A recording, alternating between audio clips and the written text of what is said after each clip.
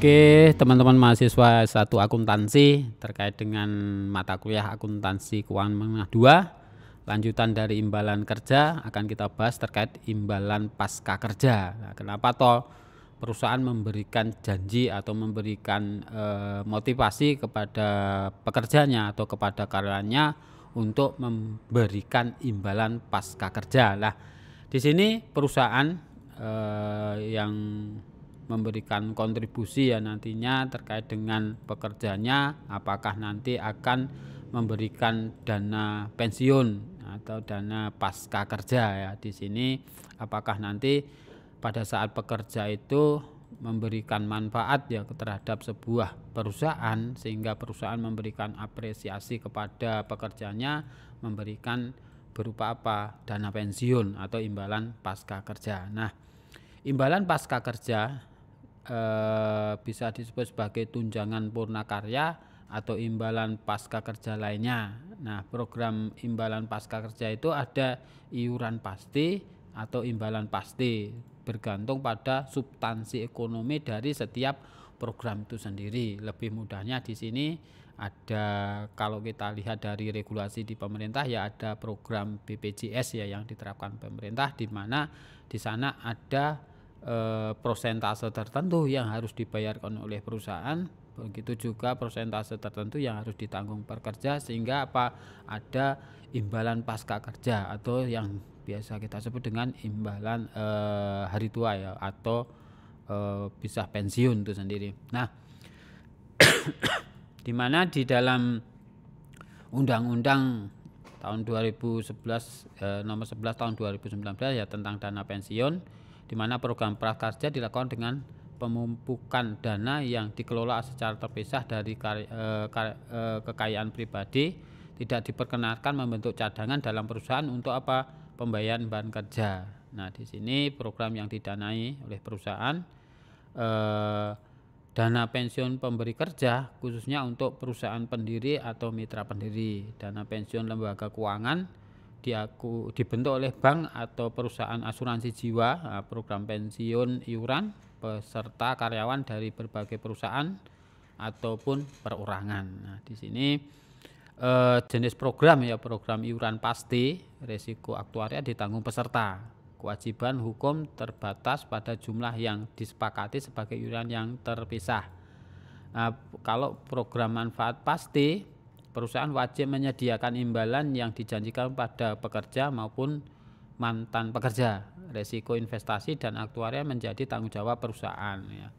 Nah, bentuk programnya ada program multi pemberi kerja, program jaminan sosial, program imbalan pasti yang berbagai resiko antara entitas pengendali, imbalan yang dijaminkan. Nah, kalau lebih gampang ya ada BPJS itu sendiri. Nah, kalau program multi pemberi kerja, di mana program iuran pasti atas program imbalan pasti selain program nasional jaminan sosial ya, yang menyatukan aset yang dikontribusi dari beberapa entitas yang tidak sepengendali, menggunakan aset tersebut untuk memberikan imbalan kepada para pekerja dari lebih satu perusahaan dengan dasar bahwa tingkat iuran imbalan ditentukan tanpa memperhatikan identitas entitas pemberi kerja memperkerjakan pekerja tersebut. Nah, klasifikasi sesuai ketentuan program, apakah nanti sebagai iuran pasti atau imbalan pasti. Nah, di sini melaporkan bagian proporsional atas kewajiban imbalan pasti, aset program, biaya yang terkait dengan program tersebut dengan cara yang sama dari program imbalan pasti lainnya. Mengungkapkan informasi yang dipersyaratkan, jika informasi memadai tidak tersebut, nah itu sebagai iuran pasti. Nah, ada program jaminan sosial cara yang sama seperti program multi pemberi kerja, umumnya program iuran pasti dicirikan sebagai imbalan pasti atau iuran pasti berdasarkan kewajiban entitas dari program itu sendiri.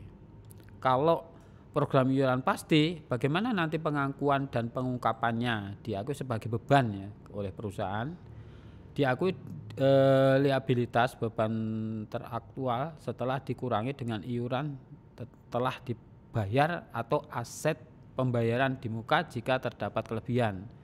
Jika iuran tidak jatuh tempo seluruhnya dalam 12 bulan, nah ini bisa didiskontokan. Pengungkapannya, jumlah yang diakui sebagai beban untuk program iuran pasti, informasi program iuran pasti untuk personel atau dari manajemen kunci itu sendiri. Contoh di sini misalnya yang iuran pasti ya, misalnya dana pensiun PT ABC itu tiap bulannya harus membayar ya 5 juta. Jika iuran tersebut dibayar semua, maka jurnal yang dibuat ya beban pada kas. Pada saat apa? Itu dibayarkan semua. Lah, kalau dibayarkan baru 3 jutanya, maka sisanya itu sebagai sebuah liabilitas atau kewajiban. Maka dicatat ya beban sebesar 5 juta, kas pada liabilitas sebesar 3 juta untuk kasnya karena memang yang dibayar baru 3 juta. Kemudian yang sebagai liabilitas jangka pendek atau utang perusahaan itu sebesar 2 juta. Di mana program iuran imbalan pasti, entitas menghitung kewajiban hukum dan kontraktifnya. Kewajiban kontraktif, entitas tidak memberi pilihan realistis selain membayar imbalan kerja. Contoh ketika perubahan dalam kebijakan entitas menyebabkan memburuknya hubungan kerja antara entitas dengan pekerja. Nah, program manfaat pasti di sini ya, dan dana diakumulasikan dalam aset program. Ada resiko investasi, resiko menimbulkan keuntungan atau kerugian secara aktuaria. Manfaat pasti beban tersebut dihitung sebesar nilai neto. Biaya jasa yang mencukupi jasa kini, biaya jasa lalu, keuntungan atau kerugian atas penyelesaian, ditambah atau bisa dikurangi nanti dengan beban atau pendapatan. Nah, di neraca nantinya liabilitas dan aset tergantung mana yang lebih besar dari keduanya. Jika muncul aset, maka dinilai yang terendah dari nilai surplus atau nilai aset itu sendiri. Program manfaat pasti, entitas menentukan jumlah liabilitas imbalan pasti dengan keteraturan yang memadai bahwa jumlah yang diakui dalam laporan keuangan tidak berbeda secara material dengan jumlah yang akan ditentukan pada akhir pelaporan. Nah, di mana nanti di dalam laporan posisi keuangan entitas mengakui sebagai liabilitas. Ketika entitas memiliki surplus, maka itu dalam program imbalan pasti, maka entitas mengukur aset imbalan pasti dalam jumlah yang lebih rendah. Aset pasti di sini apabila jumlah aset jumlahnya negatif, maka ketentuan yang lebih rendah ya surplus program imbalan pasti.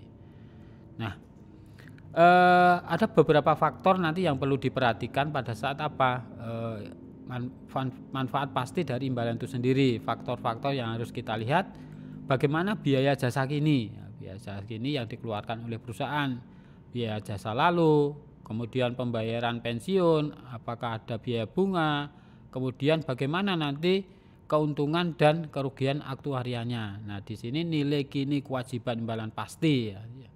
Kalau nilai wajar aset program, maka akan Anda lihat faktornya terkait dengan nanti pendapatan bunga, iuran, pembayaran pensiun. Nah, di mana ada keuntungan atau kerugian secara aktuaria. Kemudian kalau jasa jangka panjang lainnya, tadi disebutkan bahwa ada cuti berimbalan jangka panjang, penghargaan masa kerja, imbalan jangka panjang lainnya, imbalan jasa cacat permanen. Karena apa? Mungkin pada saat melakukan aktivitas kerja ada resiko yang diterima oleh pekerja, sehingga perusahaan memberikan apresiasi berupa apa? Imbalan karena apa? Pekerjanya mengalami cacat atau mengalami kecelakaan kerja. Kemudian utang bagi laba bonus yang dibayarkan kurang atau sama dengan 12 bulan setelah akhir periode pelaporan saat pekerja memberikan jasa. Kompensasi ditangguhkan yang dibayar kurang atau sama dengan 12 bulan sesudah akhir dari periode pelaporan saat jasa diberikan.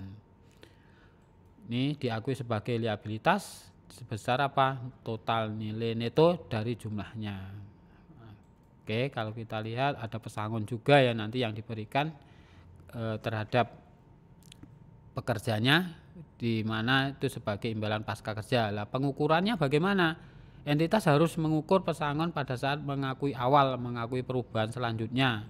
Jika pesangon diharapkan akan diselesaikan seluruhnya sebelum dana 12 bulan setelah akhir periode pelaporan tahunan, di mana pesangon diakui, entitas harus menerapkan syarat untuk imbalan kerja jangka pendek. Nah, pengungkapannya nanti ini contoh ilustrasi ya dari PSAK 24 terkait dengan imbalan kerja perusahaan. Ada nilai wajar atas aset program, biaya jasa kini yang diberikan, bagaimana nanti tingkat diskontonya, kemudian iuran yang diberikan, imbalan atau manfaat pensiun yang dibayarkan ke depan, nilai kini, kewajiban akhir periode tahun itu. Nah, ada nilai wajar. Nah, ini sebagai ilustrasi. Nah, nanti bisa dilihat ya di dalam ilustrasi di sini untuk menghitung penjumlahan dari ini ya, untuk menentukan terkait dengan kewajiban kini ya, kewajiban kini di mana ada kewajiban kini, nilai kini kewajiban maupun aset lah, sehingga untuk ilustrasinya bisa dilihat di tabel ini nantinya. Nah, untuk pencatatan atau penjurnalannya dari data tadi ada beban pensiun 30.000, penghasilan komprehensif lainnya 22.000, pada kas pada liabilitas diperoleh dari ini ya, terkait dengan pencatatannya di sini atau di tabel di sini. Nah, nanti bisa dilihat ilustrasi di sini, akan kami share juga ya nanti di GC untuk lebih mendalami. Lah di sini penyajiannya di dalam statement keuangan ya terkait dengan liabilitas jangka panjang yang berhubungan dengan imbalan pasca kerja ya, bisa dilihat atau diungkapkan di dalam statement keuangan. Misalnya di sini ada pengukuran kembali kewajiban pensiun pasca kerja lainnya. Nah, kenapa di tahun muncul data-data sekian ini? Pasti nantinya akan disajikan, diungkapkan di dalam statement keuangan perusahaan sebagai bentuk apa? Itu sebagai pengungkapan atas imbalan kerja. Termasuk di dalam liabilitas imbalan karyawan ada liabilitas imbalan karyawan jangka pendek, itu berupa apa saja, kewajiban pensiun atau pasca kerja lainnya. Nah, itu sebagai bentuk pengungkapan atas imbalan pasca kerja itu sendiri. Ini contoh-contohnya. Baik, saya kira ini untuk terkait dengan imbalan pasca kerja. Nanti akan kita bahas lebih dalam juga di Google Classroom. Terima kasih atas perhatiannya.